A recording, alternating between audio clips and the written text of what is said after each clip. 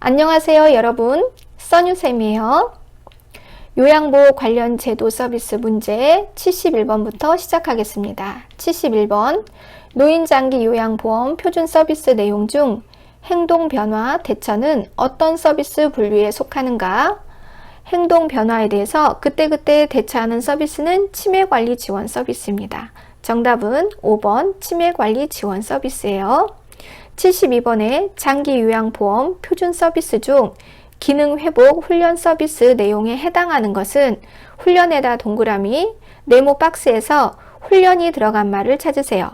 기본 동작 훈련, 인지 및 정신기능 훈련, 일상생활 동작 훈련. 정답은 2번입니다.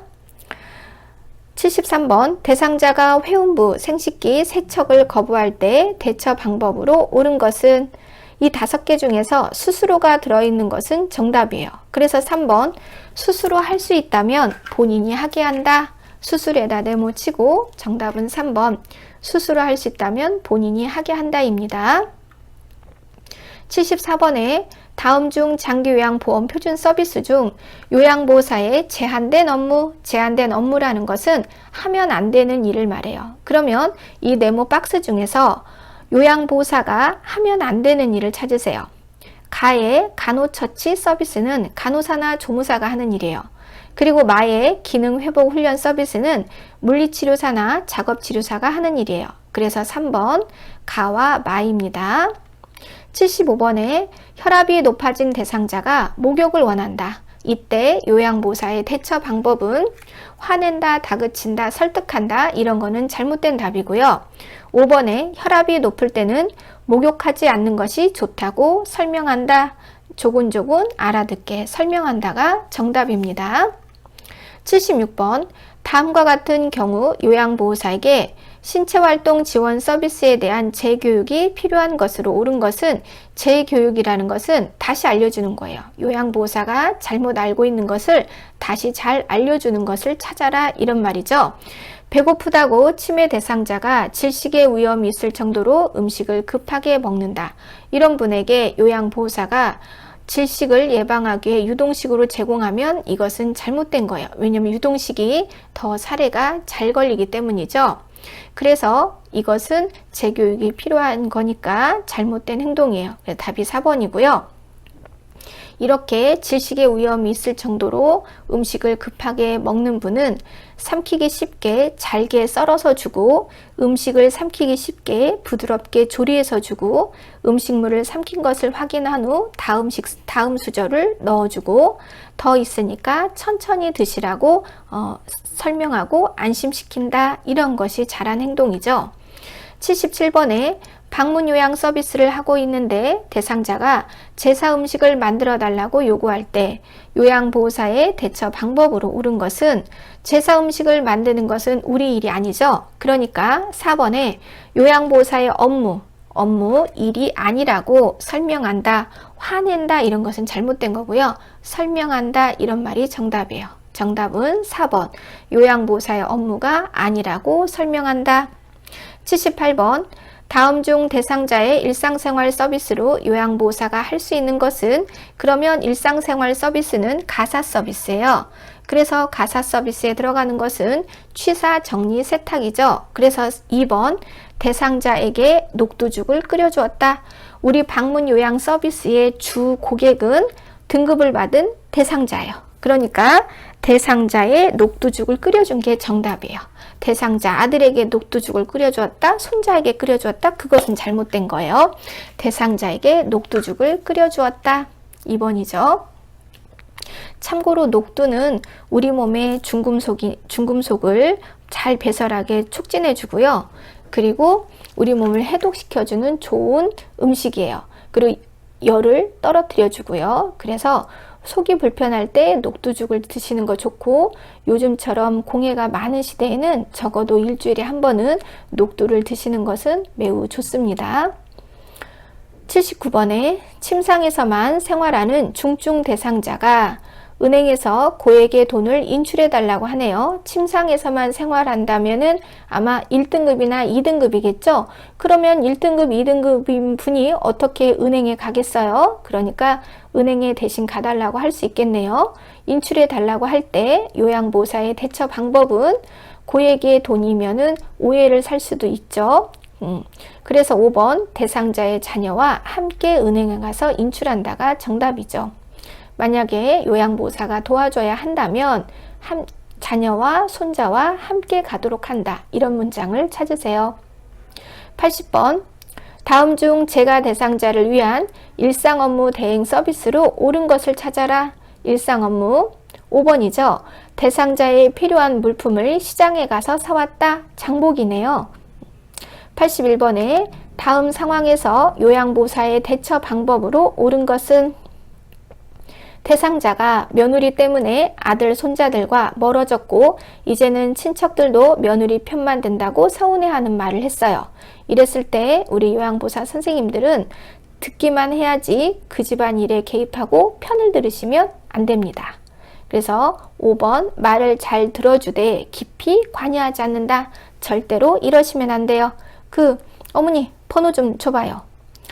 누르고 여봐 그 말이여 내가 여기 요양 나오는 여산데 말이여 듣자 한 게 참 너무하네. 윗물이 맑아야 아랫물이 맑지. 이러시면 절대 안 돼요. 그러면 어르신 여봐 내가 언제 집이 보고 전화하라고 했어. 그냥 집이만 혼자 알으라고 했지. 이렇게 하면서 아주 시겁하십니다. 절대로 남의 집안일에 개입하지 마세요. 82번에 다음 중 요양보호사가 할 수 있는 업무로 옳은 것은 이런 말이 들어가면 이 5개 중에서 요양보호사가 했을 때 법적으로 잡혀가지 않는 것을 찾으세요. 안약을 넣었다고 해서 잡혀가진 않습니다. 그래서 정답 4번 안약 투여예요. 하지만 석션, 흡인이나 관장, 욕창관리, 비위관 영양은 간호사나 간호조무사의 업무이기 때문에 이것은 요양보호사 선생님이 하시면 잡혀갈 수가 있어요. 정답은 4번 안약 투여입니다. 83번 혼자 거주하는 제가 대상자에게 요양보호사의 업무로 옳은 것은 제가 집에서 서비스를 받는 대상자죠. 그러면 방문 요양 서비스를 하고 계시다는 뜻이네요. 옳은 것은 5번이죠. 은행에 가서 대상자의 공과금을 납부하였다. 심부름, 업무 대행했네요. 이런 거는 해도 되죠. 5번이에요. 84번에 요양보호 서비스 제공 시 준수해야 할 원칙으로 옳은 것은 그러면 우리 요양보호사 선생님은 어떤 사람들이냐? 설명하고 동의를 구하고 보고하고 기록하는 자예요. 문제가 생겼을 때 문제를 해결하는 사람이 아니라 그 문제를 보고하는 사람이다. 그래서 1번의 침해 대상자는 보호자의 동의를 받은 후 서비스를 제공한다. 어떤 서비스를 할 때 물건 하나를 버리거나 물건 하나를 옮기더라도 설명하고 동의를 구하고 보고하고 기록한다. 그래서 1번 침해 대상자는 보호자의 동의를 받은 후 서비스를 제공한다가 정답입니다. 동의에다 동그라미, 후에다가 동그라미. 85번 요양보호사가 서비스를 제공할 때 지켜야 할 기본 원칙은 그렇죠. 내 서비스를 받는 나의 고객인 대상자의 자유로운 의사표현을 보장한다. 시끄러워요. 쓸데없는 말 하지 마세요. 이러면 안 되죠. 자, 86번에 다음 중 요양보호사의 업무 범위에 해당하는 것은 업무 범위는 요양보호사가 해도 잡혀가지 않는 것이에요. 그러니까 이 5개 중에서 요양보호사 선생님이 해도 잡혀가지 않는 것을 찾으셔야죠. 3번이요. 응급한 상황에 대처하는 것은 요양보호사가 해도 잡혀가지 않습니다. 당뇨병이 있는 분이 갑자기 저혈당 쇼크에 빠졌어요. 흔들었어요. 어머니, 아침 안 드셨어요? 의식이 있죠? 그러면 설탕물을 먹여요. 근데 의식이 없어요? 그러면 병원에 모시고 간다. 의식이 있다라는 것은 스스로 호흡이 가능하고 스스로 삼키고 스스로 뱉을 수 있기 때문에 옆 동네 기도로 음식물이 넘어가지 않는 상태이죠. 그러니까 의식이 있으면 재치 있게 설탕물을 먹이는 거 괜찮고, 의식이 없으면 억지로 벌려서 음식을 먹이면 안 되고요. 병원에 데리고 가도록 한다. 이런 응급상황 대처는 괜찮다. 87번에 신체활동 및 일상생활 지원 서비스를 제공할 때 최대한 대상자가 스스로 할 수 있도록 기회를 주고 격려해주는 요양보호사의 역할로 옳은 것은 스스로 하도록 격려하는 거예요. 지지하는 거예요. 그것을 이렇게 표현해요. 동기 유발자. 우리 요양보호사 선생님들은 동기를 유발시키는 또 동기 유발자예요. 그래서 칭찬과 격려는 고래도 춤춘다고 했어요. 비록 치매가 있다 하더라도 칭찬해주고 격려해주면 치매 어르신도 훨씬 좋아하고 상태도 훨씬 좋아지기 시작합니다. 좋은 동기 유발자가 되시기 바랍니다. 88번에 요양시설에서 소외되고 차별받는 대상자를 위해 대상자의 입장에서 지지해주고 지켜주는 요양보호사의 역할은 옹호자죠. 편들어주는 거예요. 내 편. 하지만 내 편 든다고 해서 너무 선을 넘으시면 안 돼요. 그래서 며느리에게 막 지시를 내린다든가 며느리에게 그렇게 하면 안 된다든가 이런 말을 하시면 안 됩니다.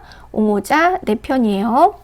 89번에 다음 중 요양보호사의 역할로 올바르게 연결된 것은, 자, 요양보호사는 잘 관찰하는 사람이에요. 잘 바라보죠. 자, 잘 바라보고 거기에서 문제가 생기면 그때그때 보고를 잘 하는 사람이에요. 그래서 정답은 2번 관찰자. 등급을 받은 분의 질병의 증상 및 심리 상태를 살펴본다. 살펴본다는 건 observation, 잘 살핀다는 거예요. 그래서 수급자의 질병의 증상 및 심리적 상태를 살펴본다. 잘 살핀다. 그래서 그 부분에서 조금이라도 이상하거나 의문이 되거나 위험한 것을 발견했으면 그때그때 바로바로 보고하도록 한다. 90번 다음에서 설명하는 요양보호사의 역할로 옳은 것은, 역할이라는 것은 일이죠. 일. 자, 네모 박스를 보시면 어떤 역할, 어떤 일을 하냐. 의료인의 주의사항을 가족에게 알려준다. 대상자 상태 변화를 의료인이나 시설장에게 보고한다. 알려준다, 보고한다. 그러니까 인포메이션, 정보를 알려주고 정보를 보고하는 거죠. 그래서 정보 전달자 역할이라고 불러요. 3번 정보 전달자입니다. 그러면 다음 시간에는 인권과 직업윤리 문제풀이를 하도록 하겠습니다. 수고하셨습니다.